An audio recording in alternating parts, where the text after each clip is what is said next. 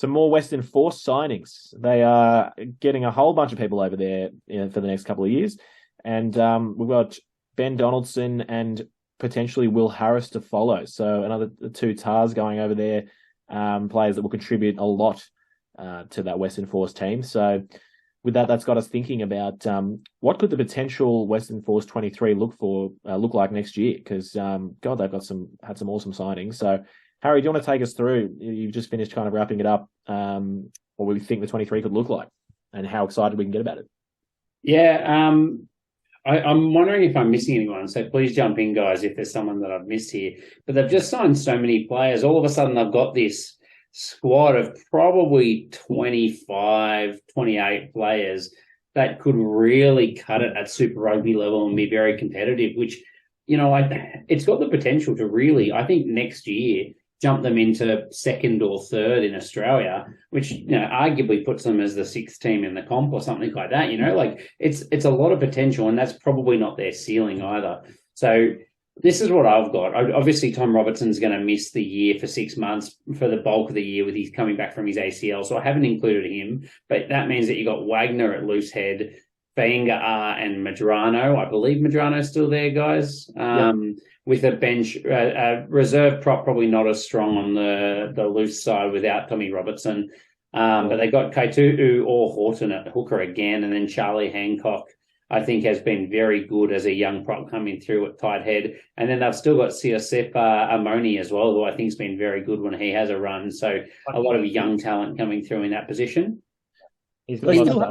So they still have Jack Winchester, the young absolute weapon of a hooker as well, who they're developing. So I think they have him in the wings as well. Yeah, they do. Yeah, that's right. They've got a lot there.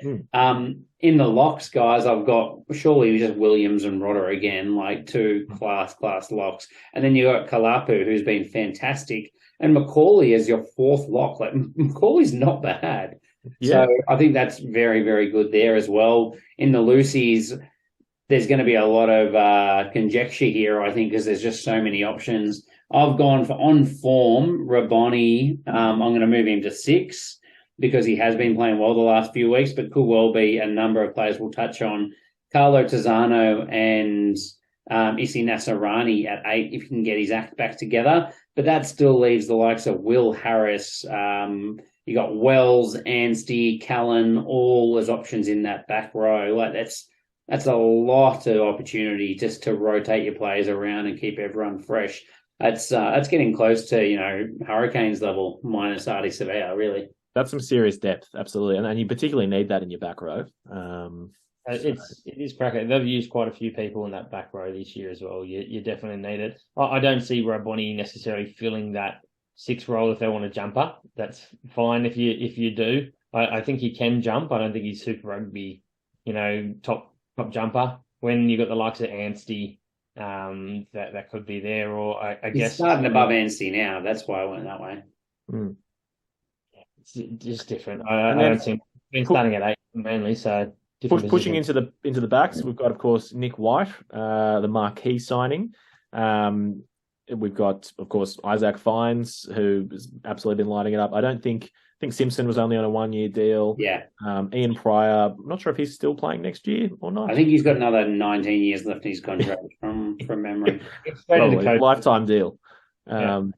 And then, with Ben Donaldson over there, we've got Ben Donaldson, Max Bury, who's absolutely been lighting it up, Bryce Hegarty, and of course, the guy who we've all forgotten, who has been injured this entire year, but Rishan Pasatoa, who, is a player that incredibly excites me. I think this upsets me. I don't want that much competition because I wanted Pasatoa just to start every game.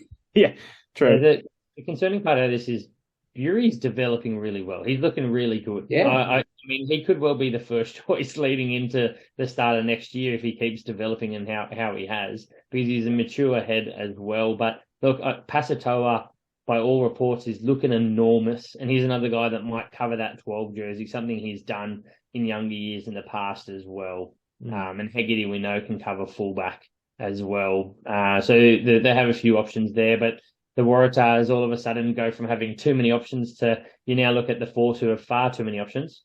In the centres, I got Hamish Stewart and Spink. I think just continue on with that combination, right? Like They've both been very solid, I think. And as you said, you got Pasatoa and probably Kunzul as your backup. So maybe lacking a little bit of depth at the outside centre position to cover. I assume Pullman will be there, but if we're talking about a Super Rugby ready 23, maybe not quite there yet. Yep, no, I agree with that. And then in our back three, there's a lot of names there that everyone's starting to love. If you haven't already loved them in the past, that's Sua'ali'i, Kiribidji, who's been a surprise pack. It does need to learn to tackle. Chase Tiatia, probably your fullback option as well. And you've still got Pulu in the wings in that spot as well. And of course, Rupeni Mateele as well. I was not going to let us get away without that, yeah. And developing in the wings, Mataele 2.0. And Jake Strawn, don't forget Jake Strawn still floating around as well as a backup option.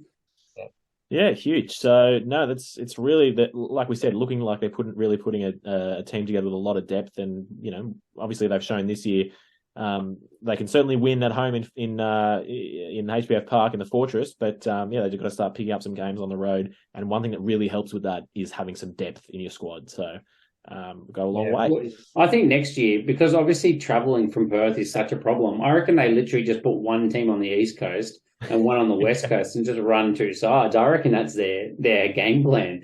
Never do the trip. It's genius. The Western Force and the Eastern Force. Yeah, that's right. Western Sydney, Western Force. I like it. That's a good move.